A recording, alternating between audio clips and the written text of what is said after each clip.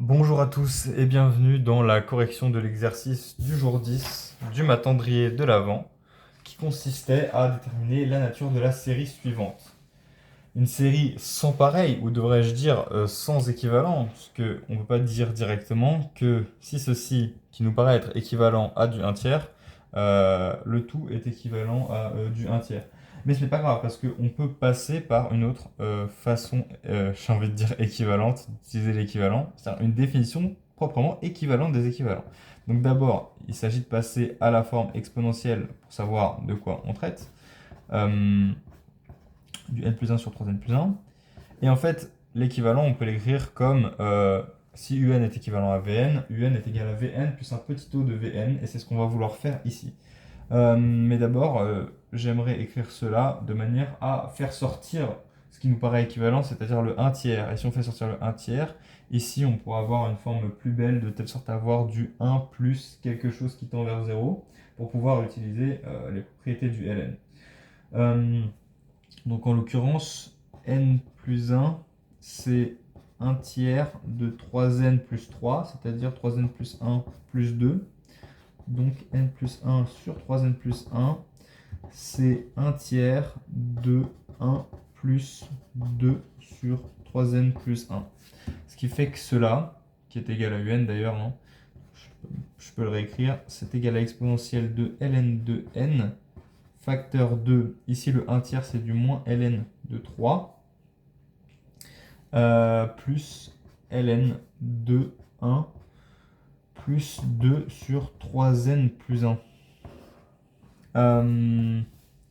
Donc ça, je peux l'écrire, ln de n moins ln de 3, et là je fais mon développement limité à l'ordre qui m'intéresse.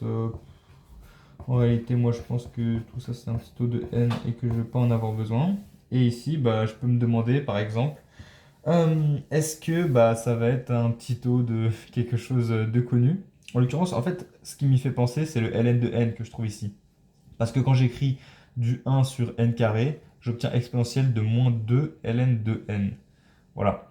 Et donc là, en fait, j'ai moins ln de 3 ln de n. Donc ce que je me demande, c'est par quoi je multiplie pour avoir bien ce que je veux, c'est-à-dire un petit taux de 1 sur n gamma où gamma est plus grand que 1. En fait, ici, 3 est plus grand que e, donc moins ln de 3, enfin c'est plus petit que moins 1. Donc ça veut dire que si je multiplie par n gamma par exemple, de telle sorte que gamma soit supérieur à 1 et de montrer que ça tend vers 0, j'aurai l'exponentielle de moins ln de 3, enfin même gamma moins ln de 3, ln de n. Et ensuite, qu'est-ce que j'aurai? J'aurai ln de n facteur de un grand taux de 1 sur n. En fait, je peux le mettre directement comme ça, parce que tout cela va tendre vers 0. Donc je suis bien content de l'exprimer comme ça.